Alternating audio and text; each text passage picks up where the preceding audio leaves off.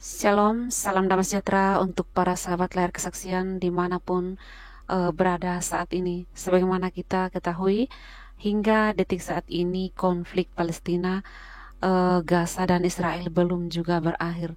Lalu muncul berbagai macam spekulasi yang muncul, khususnya kita dengarkan seringkali dari pihak pendukung Palestina di Negara Kesatuan Republik Indonesia ini.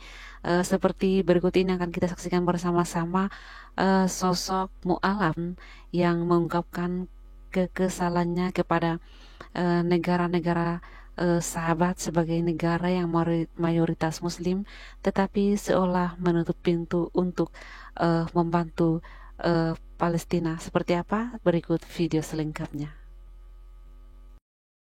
Ada banyak yang nanya saya, lalu gimana? Kok Iran yang membantu?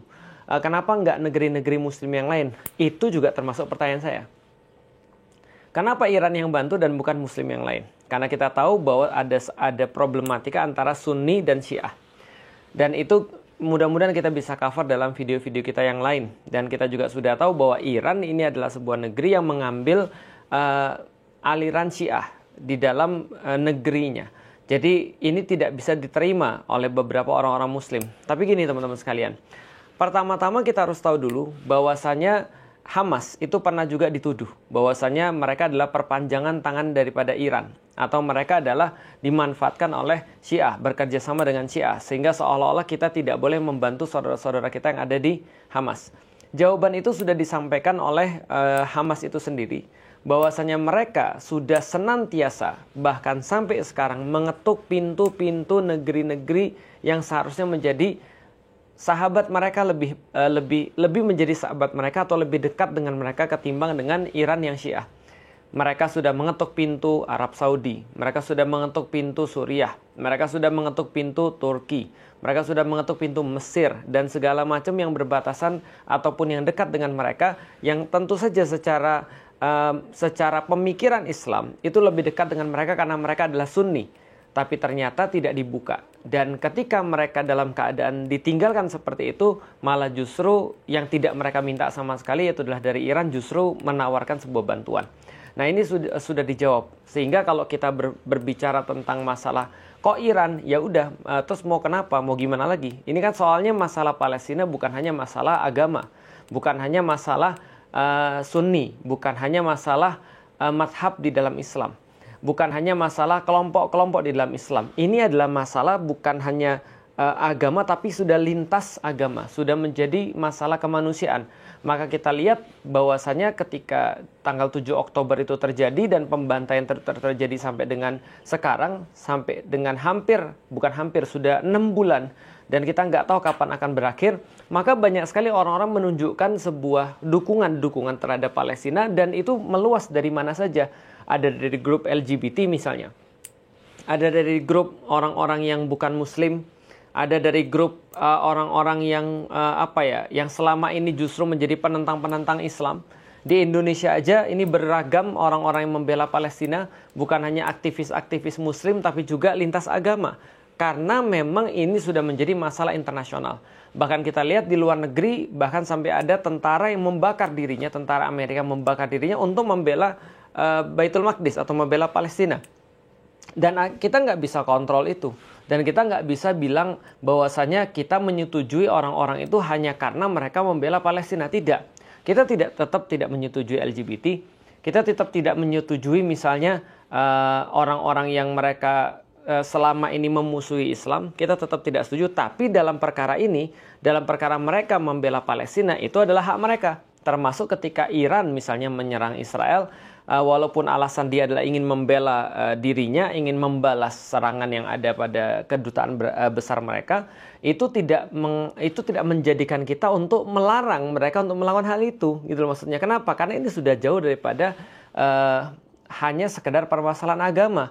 Bagi orang Muslim iya, bahwa ini adalah permasalahan agama dan harus disikapi dalam sudut pandang agama. Tapi kita tidak bisa memaksa orang-orang yang lain yang bukan beragama Islam untuk bersikap seperti kita bersikap atas dasar akidah. Kita tidak bisa, maka kita serahkan aja semuanya. Dan teman-teman sekalian, kita juga tahu kalau membahas tentang Iran ini, Saya nggak tahu ya, apakah ini adalah sesuatu yang menjadi motifnya tuh benar-benar motif agama atau motif yang lain. Tapi yang jelas kita bisa menyampaikan faktanya. Karena kalau saya menyampaikan hanya opini, saya pikir tidak fair. Maka faktanya adalah ternyata penyerangan Iran ini tidak ditujukan memang serangan long term. Karena sekarang juga sudah disampaikan bahwa serangan itu sudah berakhir. Kita nggak tahu apakah nanti akan terjadi lagi eskalasi. Tapi dari yang disampaikan sendiri oleh petinggi-petinggi Iran, mereka menyatakan bahwa ini tidak akan menjadi eskalasi kawasan atau region gitu kan ya. Karena yang dikhawatirkan itu kan adalah eskalasi yang terjadi di wilayah Timur Tengah. Sehingga terjadi sebuah peningkatan partisipan perang yang khawatirnya nanti akan jadi perang dunia ketiga, kan itu yang dikhawatirkan. Karena kalau Iran nanti tetap menyerang Israel, Israel pasti nanti akan bawa Amerika, Amerika nanti pasti akan melibatkan nanti Rusia gitu kan ya. Lalu kemudian lebih banyak lagi dan akhirnya ya terjadi seperti itu.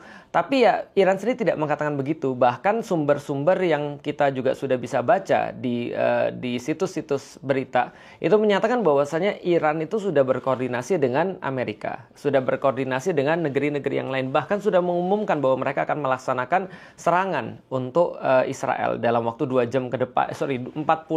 jam ke depan sebelum ini terjadi kan gitu kan. Artinya ya kita katakan bahwasanya ya tentu saja Iran punya kepentingan sendiri, dan Iran bukan negeri yang selama ini kita lihat mereka itu dalam membela Palestina itu vokal. Bahkan adalah serangan yang pertama kan yang dilakukan kepada Israel, dan kita nggak tahu apa yang di belakangnya. Tapi fakta-faktanya adalah yang sudah saya sampaikan. Artinya saya cuma pengen mengatakan bahwa kita jangan terlalu banyak berharap sih sebenarnya sama Iran juga. Kenapa? Karena ya selama ini yang mereka lakukan terhadap kaum muslimin di Suriah ketika mereka membantu grupnya Bashar Assad gitu kan ya, ataupun dalam bidang-bidang yang lain, itu adalah sesuatu yang juga tidak bisa dikatakan sesuatu track record yang baik. Artinya kita tetap pada satu pandangan bahwasanya masalah Baitul Maqdis selama ini tetap ditanggung dan dipikul oleh orang-orang Baitul Maqdis itu sendiri.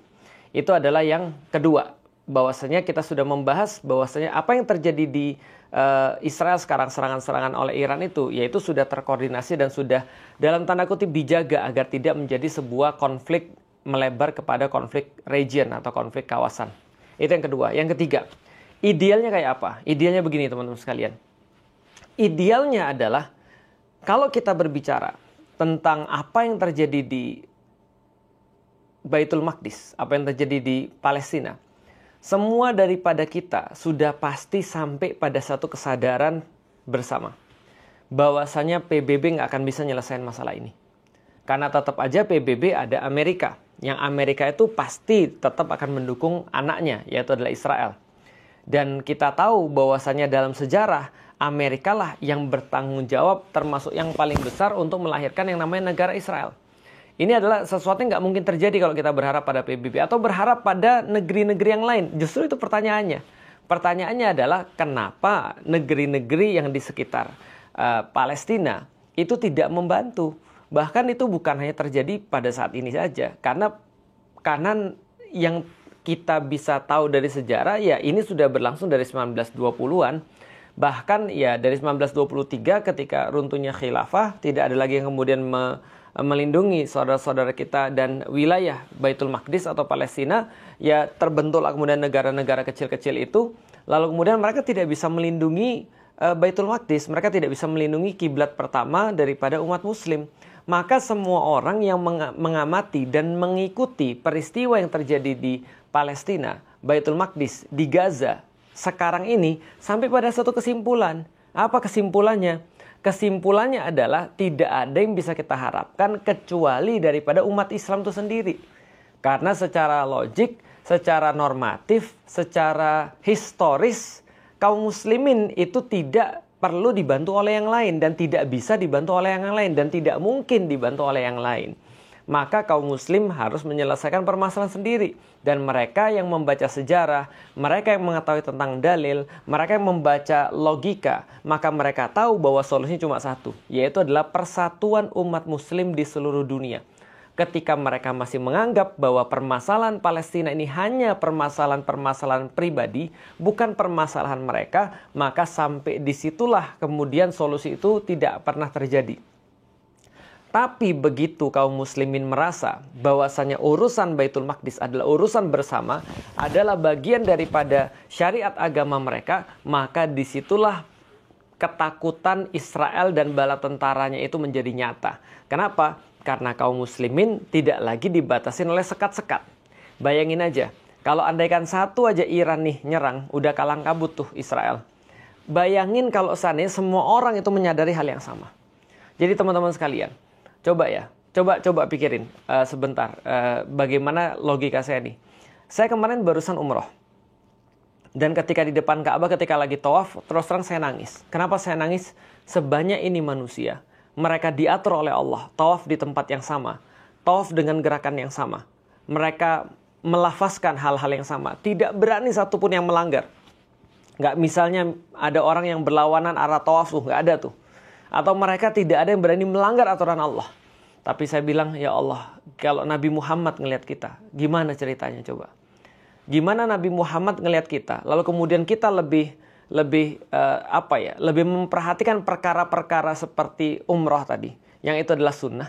Tapi kita membiarkan saudara-saudara kita mati di Palestina. Coba gimana? Dan saya bayangin gini, andaikan ratusan ribu orang atau bahkan jutaan orang yang sedang umroh besok haji, itu semua berada dalam satu kesadaran. Coba bayangin dulu deh, walaupun belum terjadi, bayangin dulu. Semua orang-orang ratusan ribu ini, mereka berada dalam satu kesadaran bahwasanya mereka adalah umat yang satu dan mereka bisa difasilitasi untuk berbuat sesuatu untuk membantu membebaskan saudara-saudara mereka di Palestina. Kira-kira apa yang terjadi? Bayangin aja dulu. Apa yang terjadi kalau kaum muslimin semua berada dalam kesadaran itu? Sekarang mungkin kesadaran itu sudah mulai muncul. Kesadaran itu sudah mulai ada di sosial media. Tapi kebanyakan masih ketahan. Masih berpikir, lah terus gimana lagi? Ya benar. Karena kalau mereka pergi juga akhirnya konyol. Kalau mereka tidak difasilitasi akhirnya susah. Gimana kemudian kalau seandainya kesadaran ini tidak hanya ada pada orang-orang muslim yang kayak kita aja, tapi kesadaran ini muncul dari pemimpin-pemimpin muslim bahwasanya mereka adalah satu dan problematika Baitul Maqdis ini adalah problem yang satu untuk mereka. Coba bayangin aja dulu coba. Saya pikir nggak seminggu tuh kelar tuh. Serius deh, nggak seminggu tuh kelar. Kenapa? Karena secara jumlah kita nggak habis-habis. Dan kita dengan sukarela untuk kemudian banyak orang-orang muslim dengan sukarela untuk mereka ya mencapai derajat yang Allah janjikan pada mereka. Kalau seandainya kesadaran itu ada. Nah, kesadaran itu yang benar-benar dijaga oleh orang-orang yang nggak suka dengan Islam agar jangan sampai muncul. Agar jangan sampai ada. Kesadaran itu yang dijaga agar tetap harus hilang. Indonesia urusan Indonesia, Mesir urusan Mesir, Turki awas lu ikut-ikut. Saudi Arabia udahlah, sibuklah dengan urusannya sendiri. Kaum muslimin manapun, dengan harokah-harokah manapun, aktivis-aktivis manapun, udah urusin aja urusan-urusan kalian. Masalah kalian tuh bukan Palestina, masalah kalian tuh adalah akidah. Masalah kalian tuh adalah pendidikan. Masalah kalian tuh adalah banyak orang yang masih khurafat, tahayul, bid'ah, dan seterusnya. Masalah kalian tuh adalah kalian tuh belum kaya. Masalah kalian tuh adalah ekonomi. Nah, ini dijaga terus nih agar tidak menjadikan masalah Palestina ini sebagai masalah utama.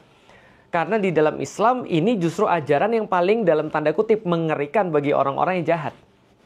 Bagi orang-orang yang jahat itu. Yang paling mengerikan adalah ketika kita dapat kesadaran bahwa kita tuh umat yang satu. Bahwa kita tuh umat yang sama. Termasuk bagi Israel. Itu yang paling mengerikan. Artinya apa? Artinya idealnya adalah kaum muslimin bersatu dan bergerak bareng-bareng. Pertanyaannya gimana caranya agar umat muslim bersatu dan bergerak bareng-bareng? Nah, itu PR kita tuh. Itu yang harus teman-teman cari. Dan ketika teman-teman bisa menemukan PR tadi, gimana caranya agar kita bisa bersatu dan melakukan usaha-usaha yang terbaik untuk menyatukan kaum muslimin dan untuk memantapkan pemikiran-pemikiran kaum muslimin, untuk membersihkan pemikiran-pemikiran kaum muslimin daripada candu-candu dan toksik-toksik tadi itu yang membuat kita nggak bersatu, yang membuat kita saling kemudian berpecah belah. Nah, itu adalah kontribusi terbaik dan kontribusi paling nyata dalam pembebasan Baitul Maqdis. Karena kita tahu ini masalah satu-satunya, maka idealnya bukan Iran yang nyerang memang. Idealnya adalah semua kaum muslimin bersatu dan kita yang serang ke sana. Jadi terus terang, kesimpulannya apa? Kesimpulannya saya kecewa dan saya sedih ketika melihat serangan Iran ke Israel. Karena bukan kita semua yang maju, harusnya ya ditambah Saudi, ditambah Irak, ditambah Suriah, ditambah Mesir, ditambah Turki, ditambah Indonesia, ditambah negeri-negeri muslim di Afrika, Malaysia, lalu kemudian mana lagi? Ya semua negeri-negeri kaum muslim. Nah itu harusnya itu. Kalau itu baru kita senang tuh. Artinya itulah idealnya. Pertanyaannya gimana caranya agar Iran gak sendirian nyerang tuh. Nah itu pikirin tuh. Harusnya kita merasa malu. Karena teman-teman sekalian, saya tuh sering bayangin juga. Video ini saya buat di Madinah. Dan saya bayangin bagaimana, saya coba untuk what if ya, membayangkan. Gimana kalau Rasul hidup pada zaman sekarang. Dan dia melihat kita kayak gini. Lalu kemudian Rasul mungkin bertanya sama kita. Kenapa nggak ada yang bisa untuk menyelesaikan permasalahan Palestina? Kenapa bumi Baitul Maqdis, tempat Rasulullah itu dijadikan sebagai imam daripada para nabi dan rasul, tempat Rasul itu Mi'raj ke Sidratul Muntaha, tempat Rasul itu berusaha membebaskannya dari awal sampai wafatnya beliau. Kenapa itu tidak dibebaskan oleh kaum muslimin? Kenapa tidak ditolong kaum muslimin di sana? Kita mungkin ngomong gini, ya Rasulullah kita pengen nolong, tapi kita cuma Indonesia ya Rasul. Ya Rasul kita pengen nolong, tapi kita cuma Mesir ya Rasul. Kita pengen nolong, tapi kita cuma Turki ya Rasulullah. Kita tuh terbatas karena kita tuh Turki, kita nggak bisa apa-apa. Terus Rasul bilang, susah-susah Rasul nyatuin Aus dan Khazraj. Susah-susah Rasul, mungkin ya, Rasul bilang susah-susah Rasul bikin konsep tentang kesatuan kaum muslimin. Tapi sekarang kita nggak ngeliat itu semua. Maka teman-teman sekalian, hal yang paling konkret kita lakukan, hal yang paling masuk akal kita lakukan pada saat ini, hal yang paling penting yang kita lakukan pada saat ini adalah membuang semua racun yang membuat kita tuh merasa bahwa kita itu muslim beda dengan orang muslim yang lain. Bahwasanya kita tuh muslim yang nggak sama dengan muslim yang lain. Bahwasanya kita itu terpisah dengan mereka. Itu toksik yang paling harus dihancurin dulu tuh. Kalau itu udah jadi, baru mulai ada kesadaran bersatu, dan kemudian toksik yang lain adalah yang akan dibuang, bahwasanya kita tuh lemah. Bahwasanya kita tuh nggak bisa apa-apa. Enggak, kita itu kuat dan kita nggak perlu apa-apa. Sering saya bilang, bahwasanya umat muslim itu kayak singa, dan orang-orang Israel tuh kayak babi sama monyet. Kenapa? Karena memang mereka itu ya bangsa yang begitu sifatnya. Dan kita itu kayak singa tuh. Mereka tuh kayak babi dan monyet. Yang menghalangi apa? Yang menghalangi cuma ada jeruji besi aja. Maka kita nggak usah ngajarin singa untuk makan babi dan monyet. Nggak usah diajarin. Yang perlu kita lakukan hanya membuka jerujinya tadi aja. Membuka penjaranya tadi aja. Dan penjaranya bukan fisik, penjaranya di sini. Artinya kalau udah dibuka, udah nggak usah diajarin. Nggak usah dibilang, emang kita kuat, emang kita bisa. Nggak usah diajarin. Sehingga nggak usah diajarin caranya memangsa babi sama monyet. Itu sudah otomatis akan terjadi. Kalau seandainya kita mau untuk membuka pemikiran kita. Jadi artinya teman-teman sekalian kita balik lagi. Kita coba summarize poinnya. Yang pertama teman-teman sekalian. Ketidakadilan itu hanya akan memicu ketidakadilan yang lain. Kesewenang-wenangan itu hanya akan memunculkan kesewenang-wenangan yang lain. Itulah pentingnya dunia itu faham bahwasanya keadilan itulah yang nanti akan menjaga orang-orang agar tetap dalam sebuah kebaikan, tetap dalam sebuah kedamaian. Yang kedua, Iran punya hak untuk menyerang. Itu terserah dia. Karena ini adalah perang, ini adalah tentara lawan tentara. Kita nggak bisa membatasi siapa untuk membela Palestina. Kita nggak bisa membatasi aktivitas apa untuk membela Palestina. Orang-orang yang bukan muslim aja boleh kok untuk bela Palestina. Apalagi kemudian Iran. Dan kita tidak mempermasalahkan meskipun nanti kita akan cover soalan Syiah dalam video-video mungkin yang lain. Itu yang kedua. Yang ketiga teman-teman sekalian. Yang ideal adalah seluruh kaum muslimin bergerak sebagai umat yang satu. Itu adalah yang diperintahkan oleh Rasulullah SAW tentang bagaimana caranya kita itu berukhuwah dengan muslim yang lain. Dan insya Allah kalau kita semua berada dalam satu kesadaran dan mengusahakan agar tetap kemudian pendidikan tentang Baitul Maqdis ini tetap disampaikan, tetap kemudian digaungkan, tetap kemudian untuk disebarluaskan, maka persatuan kaum muslimin tinggal tunggu waktu saja. Karena sekarang kaum muslimin sudah bersatu dalam perasaannya, mereka sudah bersatu dalam kemudian sentimennya, tinggal mereka disatukan dalam sebuah ikatan yang lebih besar lagi. Mudah-mudahan bermanfaat teman-teman sekalian. Assalamualaikum warahmatullahi wabarakatuh. Mengapa pintu-pintu dari bangsa-bangsa mayoritas penduduk Muslim seolah tertutup terhadap Palestina?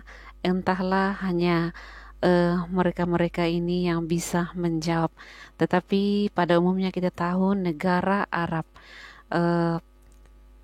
tidak pernah mau ikut campur terhadap konflik Palestina dan Israel, karena kita tahu juga bahwa negara Arab ini sudah lama menjalin hubungan yang baik kepada Israel, dan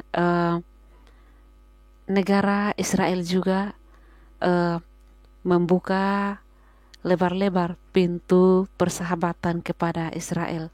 Ya, kita tahu bahwa meskipun Arab sebagai mayoritas Muslim, tetapi mereka tidak sefanatik dengan Indonesia.